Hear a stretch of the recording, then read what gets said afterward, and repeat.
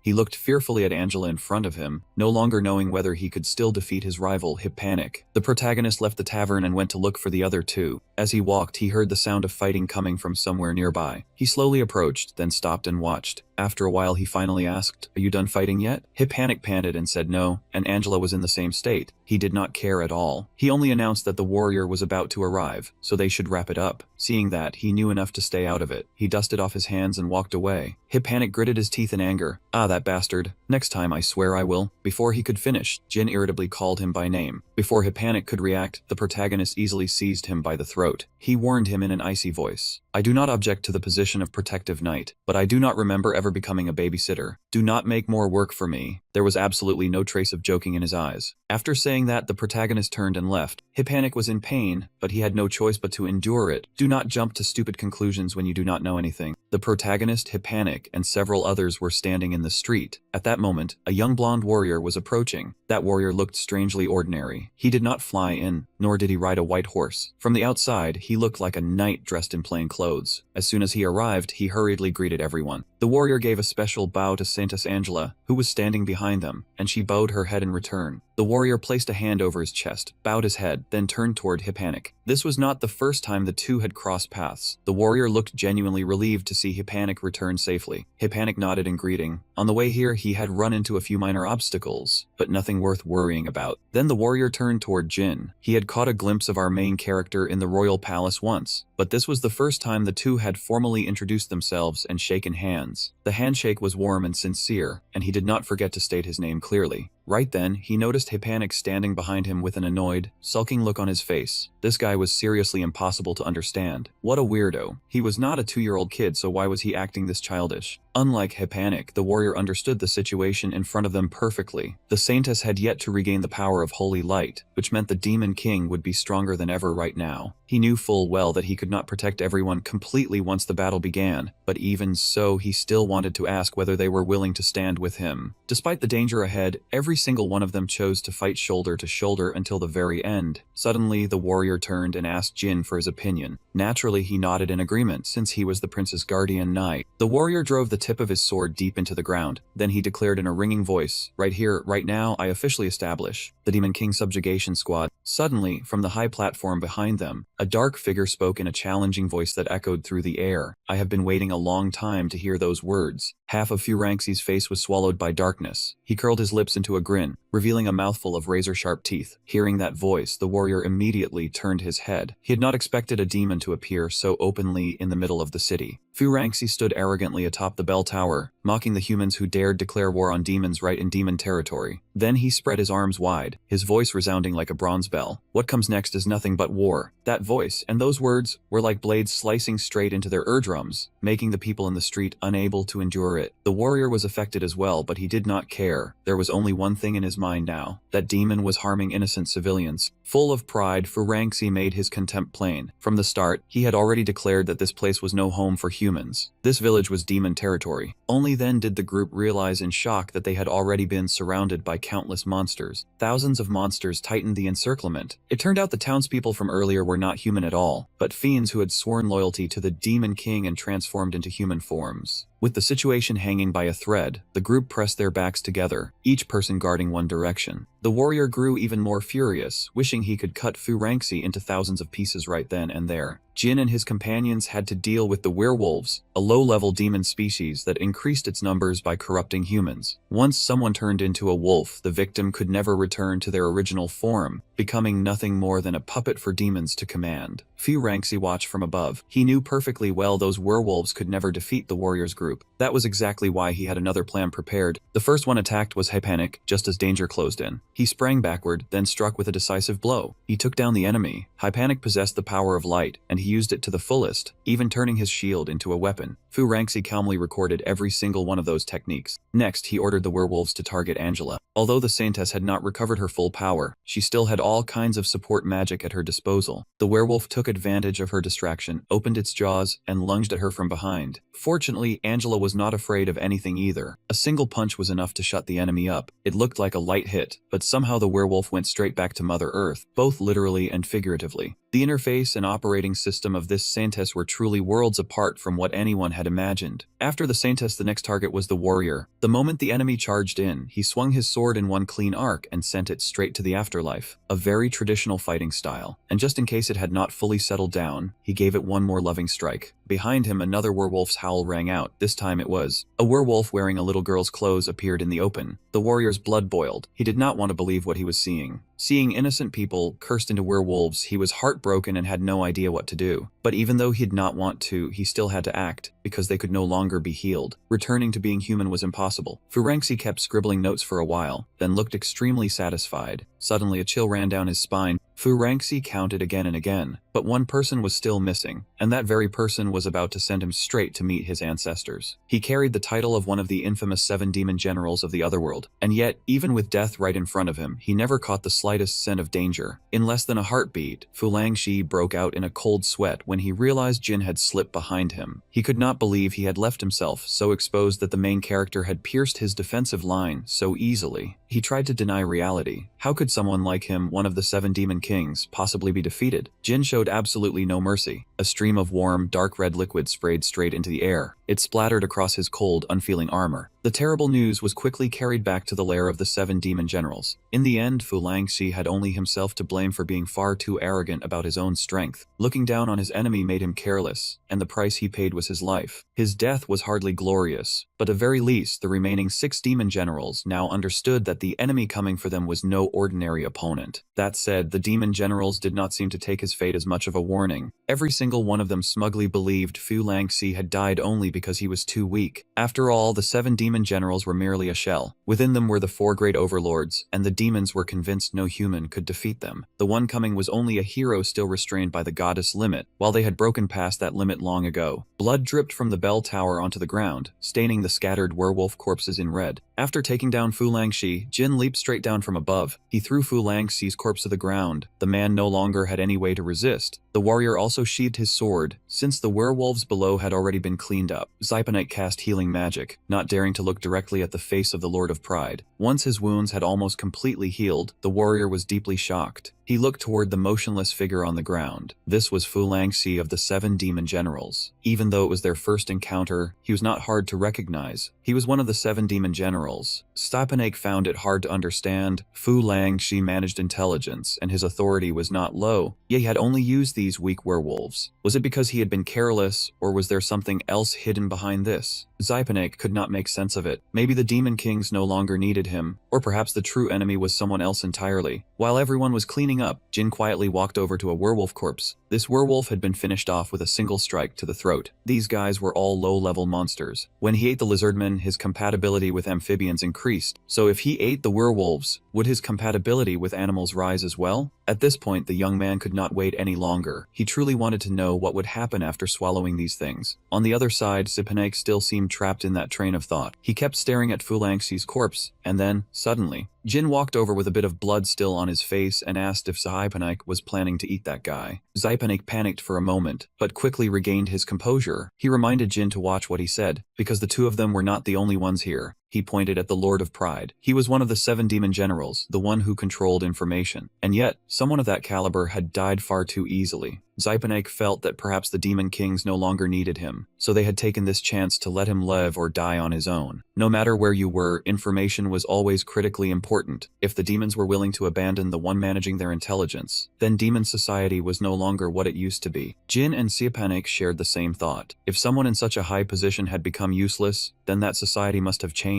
Even so, he still could not guess what kind of change it was. Jin suddenly spoke up. Maybe there was a third person. Those words shook Stepanek to his core. He kept pointing at the second prince, the first person. Then he pointed back at himself, the second person. Stepanek's blue pupils trembled. He could not believe there was another person from Earth. No matter what, even if he did not want to admit it, that possibility had truly appeared. He glanced toward the warrior and the saintess. The two of them were busy cleaning up. He could only hope. He hoped they had not heard what he had just said. Returning to the matter of the demon kingdom, if there really was a third person there, it was not necessarily bad news. Stepanek smiled. If that theory was true, then this would be a chance to deal with the warrior and the saintess. After finishing the cleanup, the group dug a deep pit and laid the werewolf corpses inside. The warrior shoveled earth down one load at a time, and the frozen soil slowly filled the hole. It buried everything, even the useful information they had obtained today. After that, they raised a large cross-shaped stone. The saintess knelt before the stone and prayed for the werewolves to return to the Lord. Even if their bodies had been defiled, their souls remained whole. A short while later, the group left the district and headed toward the carriages together with Stepanek. Jin felt lucky that, at the very least, they still had vehicles to travel in. They had carriages, sure, but who was going to drive them? There was no other choice. The only one capable of holding the reins was Stepanek. Jin knew how to drive, but since he had his own little motive, he chose to sit on the roof of the carriage. The warrior's principle was that he must not operate anything, while the saintess did not know how to drive a carriage, so the two of them had to sit inside. Jin mocked Stepanek, saying that even though he was a prince, he still had to serve as a coachman for commoners. Stepanek only gave a dry laugh. To him, driving a carriage was no different from riding a Ferris wheel. The young man had no idea what Stepanek was talking about, so he grew a little curious. Stepanek was surprised, then teased Jin for not knowing how to enjoy life. As soon as Stepanek finished speaking, Jin immediately fired back. If Bao Ying was too scared to enjoy life over petty nonsense like that, then he might as well end it himself, getting snapped at right to his face. Stepanek instantly frowned in irritation. Kian lowered his hood, and he realized Stepanek was deliberately speaking in Russian. This guy was definitely hiding something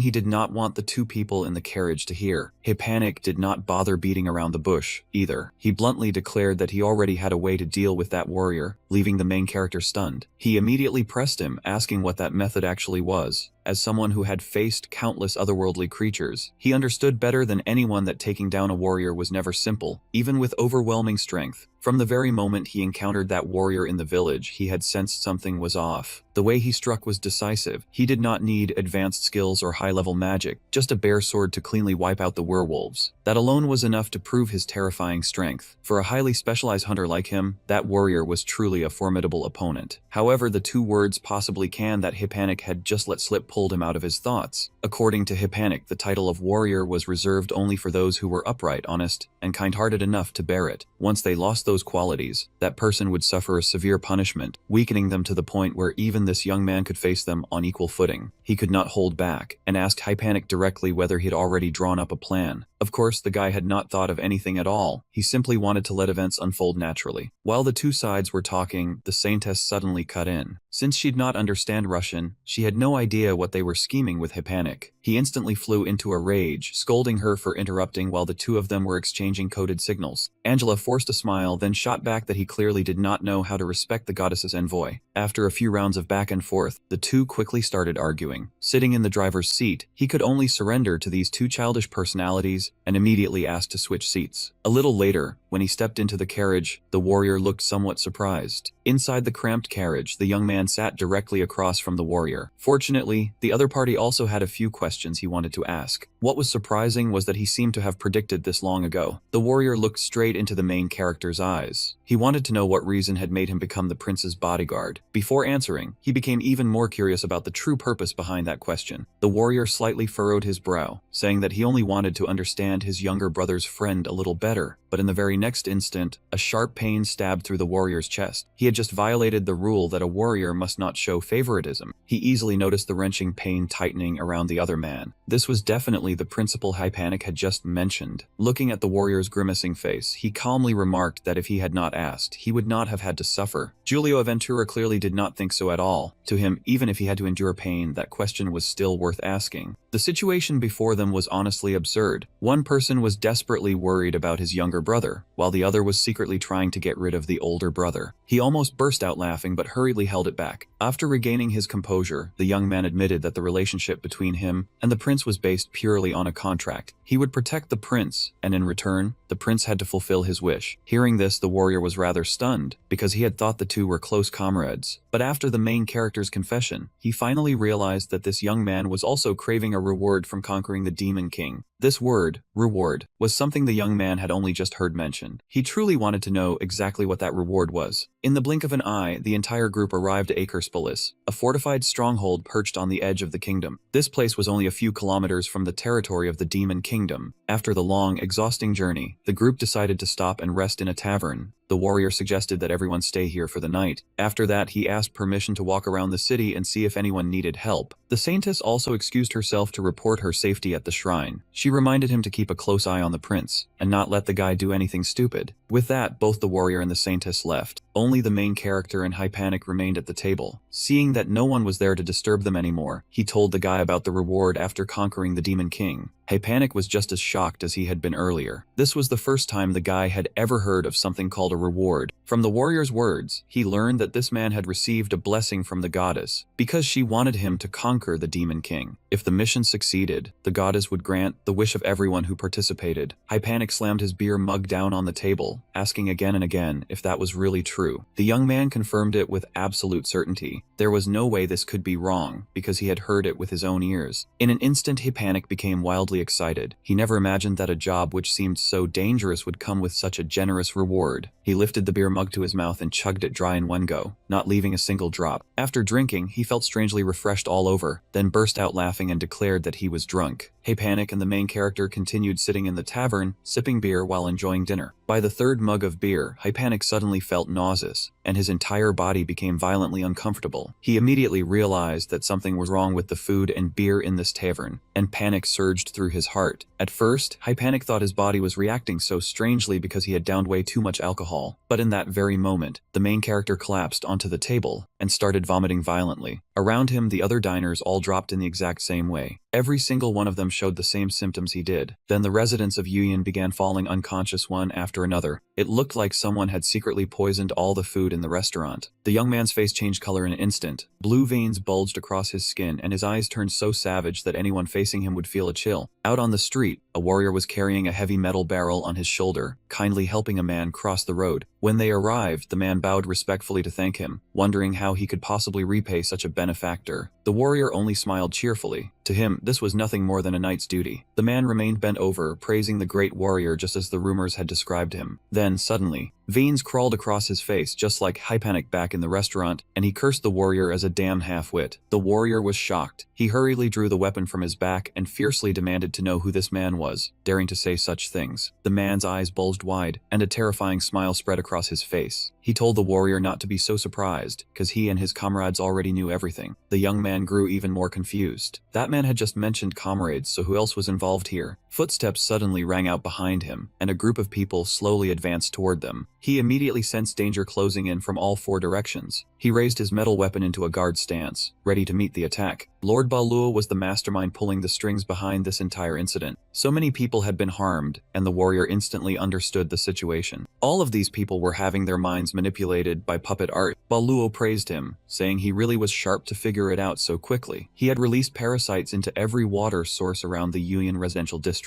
These parasites grow inside the body and control the mind of anyone who drinks the contaminated water. These victims could no longer defy Baluo's commands. He could not control ordinary Yuyan residents directly. However, if the warrior wanted to reach Baluo, he would have to kill these people first. If he did that, he would break the principle of never harming innocent victims. Baluo's move was truly vicious, forcing the main character into an impossible dilemma. He never expected this enemy to understand a knight's code to such a frightening degree. Right away, he thought he needed a better vantage point. For example, climbing onto the rooftops. That was probably the best solution at this moment. When the young man looked up toward the rooftops, he saw the Saintess Hippanic and Jin standing there. Both the Saintess and Hippanic had already fallen under puppet art. Hippanic mocked the warrior, saying he would never escape their grasp, and if he kept ignoring them, he would pay the price. As Hippanic spoke, he swung his hand, preparing to unleash a technique and bring the warrior down on the spot. At that exact moment, Jin, who was standing beside him, immediately intervened. He struck Hippanic's arm hard and stopped the attack. The warrior was baffled that Jin had actually injured Hippanic. Wasn't Jin supposed to be the one protecting Hippanic? Hippanic was being controlled, so he stubbornly tried to keep attacking the main character. Once again, Jin swiftly knocked Hippanic down in the blink of an eye. Baluo was startled and alarmed. He had assumed Jin was under his control too, but the truth was, that was completely wrong. Even Hippanic and the Saintess had already been restrained by Jin. The Saintess collapsed at Jin's feet without the slightest resistance. Jin hoisted both Hippanic and the Saintess onto himself. Then he jumped straight down from the rooftop and tossed the two of them in opposite directions. Only by doing this could he stop them from killing themselves. Jin suggested that the warrior keep watch over Hippanic and the Saintess, while he handled the rest of the crowd. Those people moved closer to Jin. Even though he had luckily avoided the parasite strain, he was still a knight, and he had to obey the rule against harming innocent people. Even so, Jin ignored every one of those warnings. He struck decisively, without the slightest hesitation. The warrior shouted to remind him that the residents of Yuyan were innocent victims. The others chimed in as well, saying these people were only being controlled, yet Jin was injuring the residents of Yuyan, and that was wrong. Jin did not back down because of that. He said confidently that if everyone had been hit by puppet art, then that was even better for him, because no one would remember that he had killed them. He decided to use Dwarf Muscle, a terrifyingly powerful attack with earth-shaking force. Baluo was utterly terrified. Jin really was a madman. How could a knight slaughter innocent people so brutally? Jin coldly tore away Bharat's hypocritical mask. He was the one who'd lit the fuse on this entire tragedy. That familiar voice made Bharat freeze, as he finally recognized the enemy standing before him. Sensing that the situation had turned against him, he trembled and begged, promising to withdraw his troops and return to the demon realm. He pleaded with the MC to stop, but the boy's resolve had already hardened into steel. He had to track down Bharat no matter what. As he unleashed sweeping attacks, he scanned every corner, trying to lock onto Bharat's position. The closer he got to his target, the thicker the soldiers blocking this young man's path became. At last, he spotted Bharat standing atop the city wall, towering far above the entire crowd below. Knowing his identity had been exposed, Bharat immediately turned and ran for his life. One beat later, the young man instantly burst forward. In the blink of an eye, he had Bharat in his grasp. Bharat screamed in panic, desperately begging the MC not to take another step closer. On the contrary, the boy looked extremely excited about this prey. He needed Bharat, because this was an incredibly bizarre creature. None of the skills Bharat possessed overlapped with this young man's own skill arsenal, which made him far too interesting. The boy stuck out his tongue and licked his lips. Bharat was about to become a premium appetizer. Bharat could not believe this absurd disaster had fallen on his head. He was the one who had released parasites into the water supply, because no living creature could survive without water. The MC had not been infected by the parasites, but his teammates had been manipulated by Bharat. He had been certain that victory was 90% in his hands. And yet, the young man still dared to attack and injure his own allies. He'd not even hesitate when slaughtering members of his own kingdom race. Could this young man truly have no emotions at all? Bharat decided that at this point he had to push the control concentration to its absolute limit. He would crush the MC's final threshold of endurance. Once the plan was set, Lord Fanon personally charged straight at him. He landed on the young man's face, 3 eyes meeting at once, then slowly crawled inside. He slipped straight into the young man's mouth, while the boy offered not the slightest bit of resistance. Lord Fanon felt smug about his devious little plan. He would personally become a parasite and control the MC from inside his body. However, he could never have imagined that the boy possessed a monster's digestive system. him, one that feared absolutely nothing. Before he could even finish explaining that plan, which he thought was brilliant but was actually unbelievably stupid, the digestive fluids inside the young man's body broke him down into ash in an instant. The young man was still stunned by Lord Fan An's act of throwing himself headfirst into oblivion. Everything happened too fast, and it was way too dangerous. He had not even had time to taste his prey before it was completely digested. It had to be because his body was too soft. Among all the parasitic species he had tasted back on Earth, this one was probably the strangest. Thanks to its ability to manipulate people, he absorbed an entirely new skill. Unable to hold back his curiosity, he immediately wanted to test it. The young man brought his finger to his mouth, then bit down hard, severing the fingertip clean off. After that, he spat the severed fingertip onto the ground. The wound instantly regenerated, thanks to the giant race's signature regeneration organ. Meanwhile, the fingertip he had just spat out immediately transformed into a tiny rotten fish. That made him realize he could separate and control individual parts of his body, though he was still limited by size and duration. However, if he ate a fused cluster of living creatures, things would be different, and this skill could develop even further. The battle had finally ended. Below, the Yu Yin soldiers slowly regained consciousness, staring at one another in confusion, with no idea what had just happened and no certainty that it was truly over. At the Demon Realm arena, the demons could not digest the terrible news. "I cannot believe Fanon is dead. This pains me deeply." The old demons burst into noisy discussion, bewildered over how an ancient worm like him could have lost his life. But reality slapped them in the face with brutal force.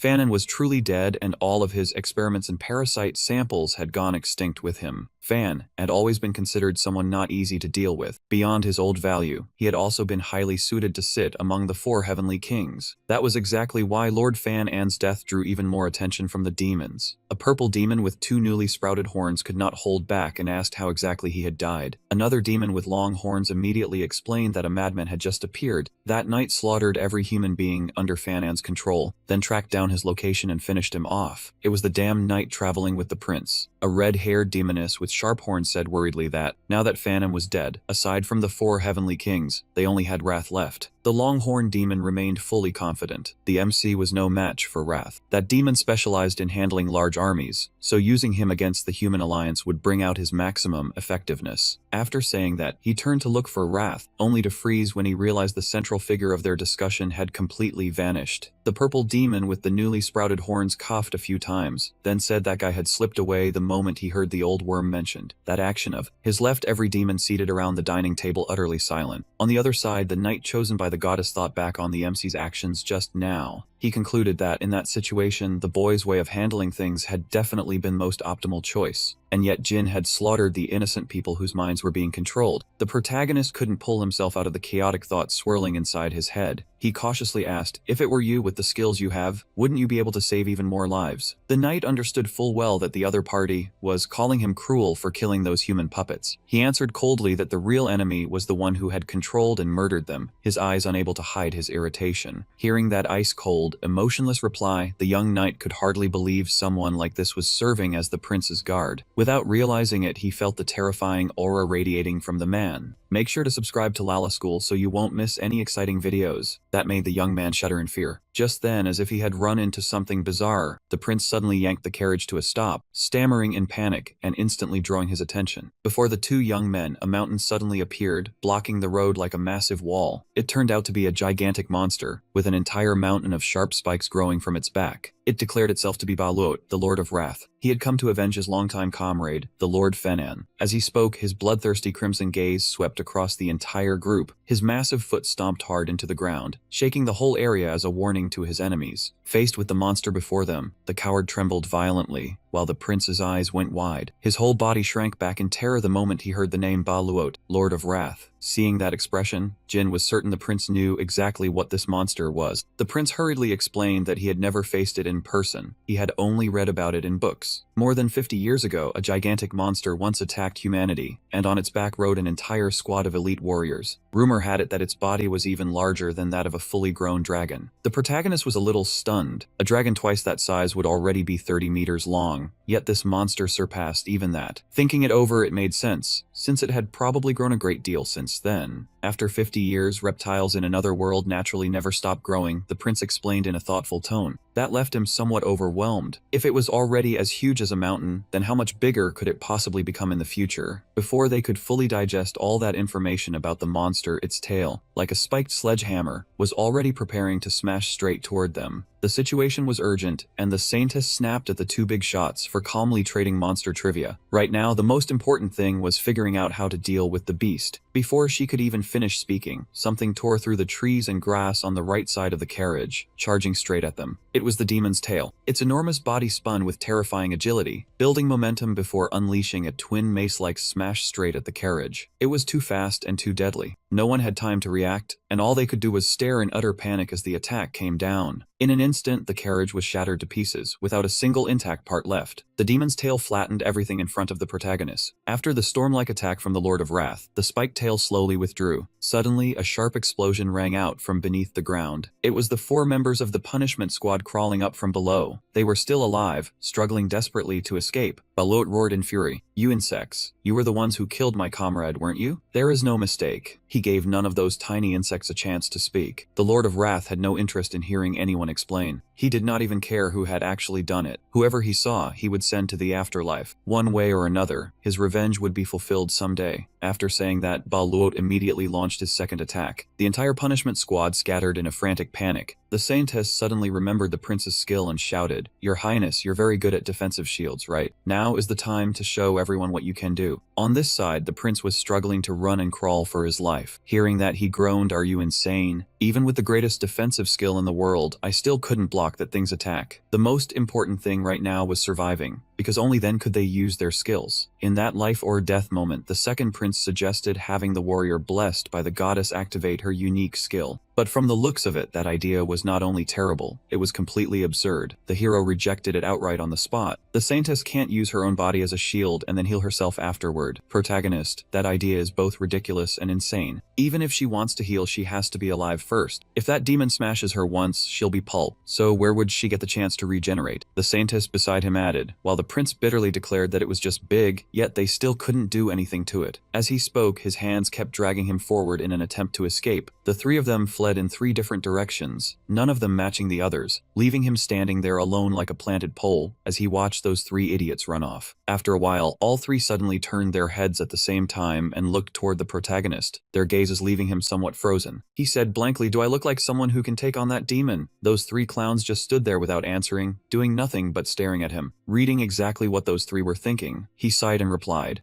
"Fine. There is a way." The young man's gaze gradually hardened as he looked toward the Lord of Wrath. The Lord of Wrath was beginning to grow sick of waiting, but that did not mean he would let go of his grudge. He was determined to settle things with this party today, not only for the revenge of sending his sworn friend to paradise, but also because of his own personal hatred for humanity. It was originally a demon with truly fearsome power, but in a previous battle, it let its guard slip and got ambushed, leaving a massive scar across its stomach. After countless clashes, the demon had refined a tactic it believed was absolutely perfect. First, use detection to confirm whether any enemies are nearby. Second, sweep the entire area clean, leaving the enemy nowhere to hide. Third, if they close in, stop them on the spot. And if they attack from range, simply rely on its absurdly thick hide. Add in a self-defense skill, and that was more than enough. With this fighting style, it confidently declared that it would never lose to anyone, not even if its opponent was the hero. While the Lord of Wrath was still rambling on about that strategy, a strategy forged from its own blood and pain, the demon-slaying party on the other side had already finished discussing how to bring it down. After hearing Jin's plan, the young woman was stunned by the mind of someone who carried the title of knight. Wasn't this fighting style way too crafty? It was not honorable at all. She was just about to speak up in protest when the main character asked, "Then do you have a better plan?" leaving her completely speechless. Meanwhile, the hero had silently resolved to fight to the last drop of blood. Even though he had almost no chance of winning, he had no choice but to charge in, because if he backed down, the nearby towns would fall into danger. As a hero serving the Saintess, he absolutely could not allow himself to commit such a cowardly act. The moment he finished speaking, he gripped his sword and charged straight at the Lord of Wrath alone. The plan officially began, and the main character could not afford to stand still either. He immediately began preparing for his own transformation. Up until now, the goddess's sword had only unleashed its full power when facing truly evil demons. If the target was not one of them, then it was just an ordinary sword, nothing more and nothing less. A slight uncertainty began to rise in his mind, because the Lord of Wrath's fury came from a desire for revenge. Revenge was not exactly righteous, but it was also hard to call it absolute evil, so there was a strong chance the goddess's sword would not be able to reveal its full strength. In this desperate situation, the hero had no choice but to pour everything into this life or death attack. But the opponent on the other side was no helpless amateur either. Before the hero could even show what he was capable of, Bharat struck first, forcing him into a dangerous position. The warrior thought to himself that if it was still chasing him down and attacking even now, this was going to be extremely difficult. Before the hero could react, the demon launched itself forward and lashed out with its tail. A single blow sent the warrior flying far away. He looked no different from a wilted scallion caught in a violent gust of wind. But the warrior was not just famous in name only. In the end, he still forced himself to stand after that devastating strike. Even he could not help being shocked by the terrifying force of that attack. Was the trailing whirlwind really that powerful? Seeing the warrior lose so much strength from just one move, the demon became extremely smug and sneered, "Is that all you've got, hero? Someone like you who once lost to Posed is not worth trusting at all." Gasping for breath, he answered weakly, "That's right. Even I can hardly believe in myself." Hearing that, the demon grew even more arrogant about its overwhelming power.